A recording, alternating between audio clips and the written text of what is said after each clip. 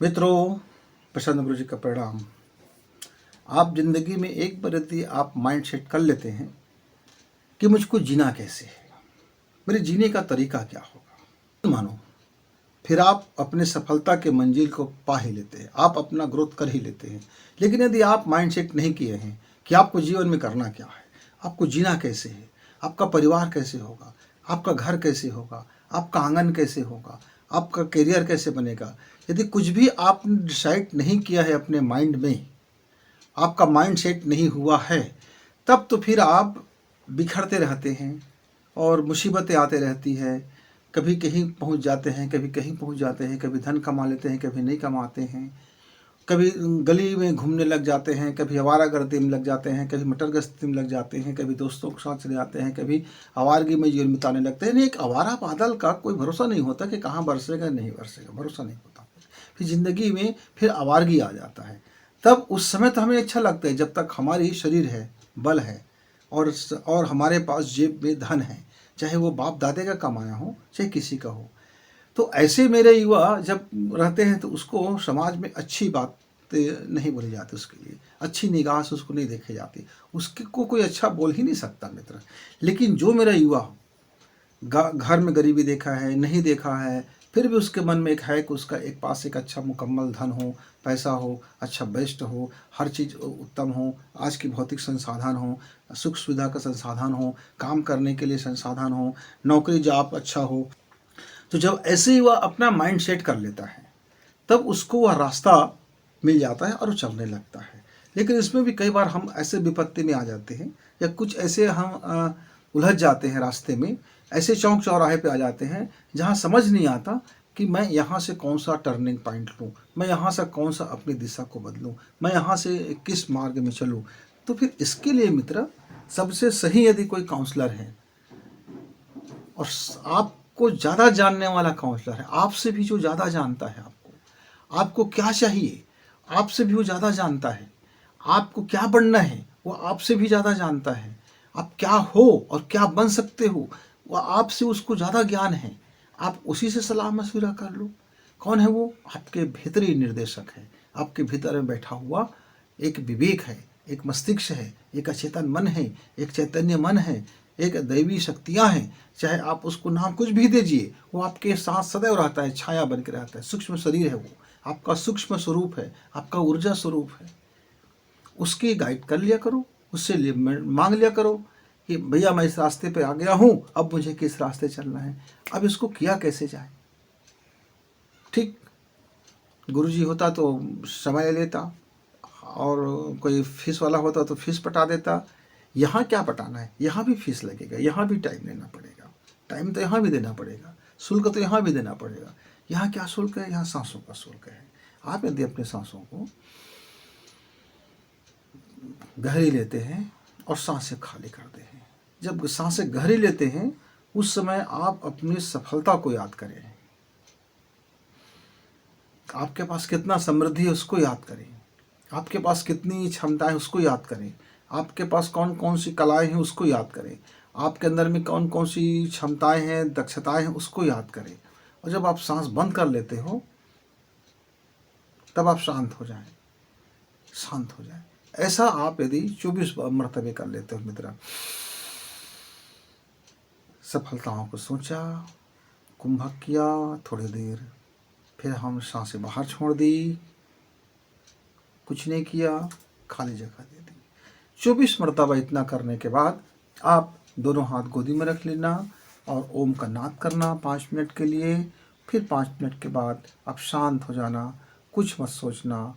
आपका बाहर अंदर का जो निर्देशक है, अंदर का जो गाइड वाला है, वो आपके समस्या का समाधान वह धीरे धीरे आपको पहले देखेगा कि व्यक्ति आज के लिए बात कर रहा है कि नहीं कर रहा है, क्या है, कब तक गंदगी बैठा है। जैसे जैसे तलहटी में आपकी बाल बैठेगा, मन की उलझन बैठेगा, मन की तरंग बैठेगा, वो अंदर की जो गाइड है, अंदर का निर्देशक है, अंदर का चेतन मन है, वो आपको आपका रास्ता सुझा देगा।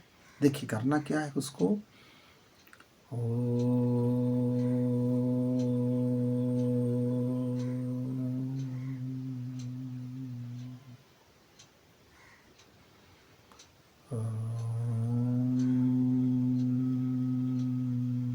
जब हम ओम कहें, जो तरंग हो, जो चेहरा में, गाल के अंदर में जो तरंग होता है ओम का, पूरा ध्यान आप उसके तरफ आप डाइवर्ट कर दो।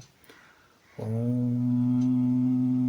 मतलब ओंठ दबा हुआ ना हो, ऐसा ना हो, और ओंठ खुला हुआ भी ना हो। हाँ, ओम ऐसा नहीं। ओम मतलब बिल्कुल हल्की से ऐसा पर्दा हो कि ओंठ अब खुल जाएगा, अब खुल जाएगा, ऐसा हो, लेकिन बंद है ओंठ, बिल्कुल अधर जिसको बोलते हैं, बिल्कुल स्पर्श, बिल्कुल धीमे से।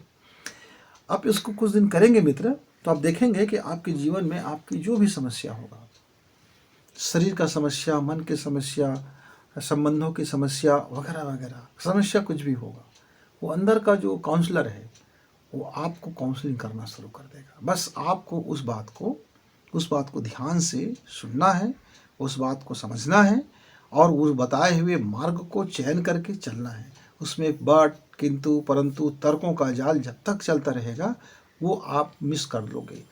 वह जब अंदर का जब भाव उठता है हृदय में, अनाहत चक्र में, और हृदय का भाव अनाहत चक्र में आकर के हमारे विशुद्ध आज्ञा चक्र को बता देता है, बस उसको फॉलो करना होता है। अक्सर होता क्या है, हमारे दोस्त, हमारे मित्र, बुद्धि मस्तिष्क के बकबक में आ जाता है, वो दुनिया भर की बातें, अंदर में जो चीज़ें अनुभव हो रहा है उसको नहीं मानता, बाहर की जो दुनिया में तर्क में उलझ जाता है। इसके कारण से उसका जो काउंसलर है, भीतर का निदेशक है, वो हथियार डाल देता है, बोल देता है यार ये आदमी को कितना भी बोलो समझाओ समझ नहीं आता।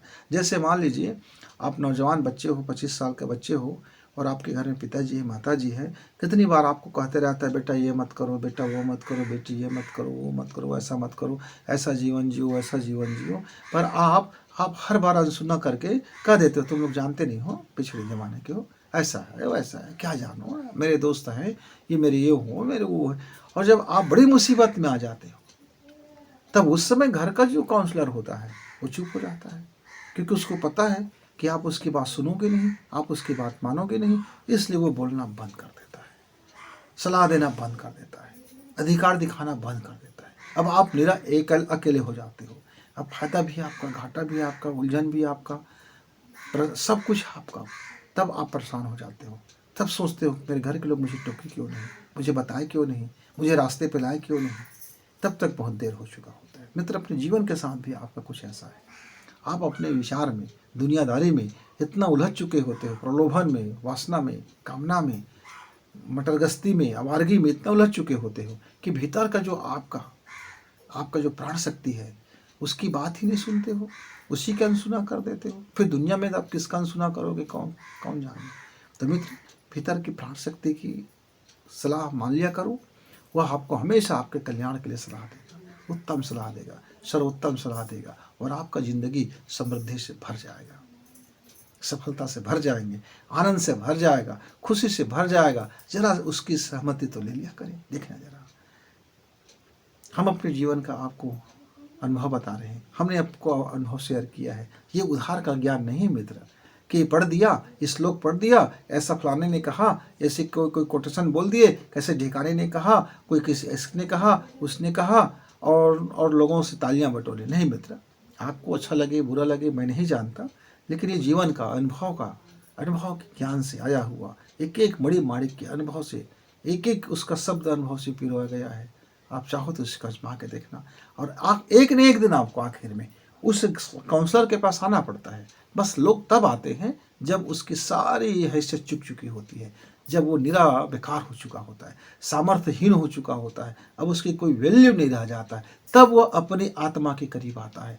तब आत्मा भी कहता है कि अब तो तुमको किसी की ज़रूरत नहीं है, अब मेरी बात सुन के करोगे क्या। लेकिन तब भी आप अपनी आत्मा की बात सुनो, तब भी आप अपने हृदय की बात सुनो, तब भी आप अपनी अवचेतन की बात सुनो, तब भी आप अपने प्राण की बात सुनो। वो आपके उत्तम के लिए वो सलाह देता है। तो मुझे उम्मीद है कि आप बाहरी दुनिया की जितना भी सलाह लेना है ले लीजिए, लेकिन एक बार कोई भी नया काम करते हैं, कोई परेशानी में आ जाते हैं, कोई खुशी का काम हो या दुख का काम हो, नया कारोबार हो या पुराना कारोबार हो, किसी से कोई बातें हैं, तो एक बार अपने अंदर के काउंसलर से ज़रा मिल करके उनसे उनकी सहमति ले लिया करें। फिर गुरु से मिलेंगे, तब तक विदा, नमस्कार, धन्यवाद। करें, सब्सक्राइब करें और शेयर करें।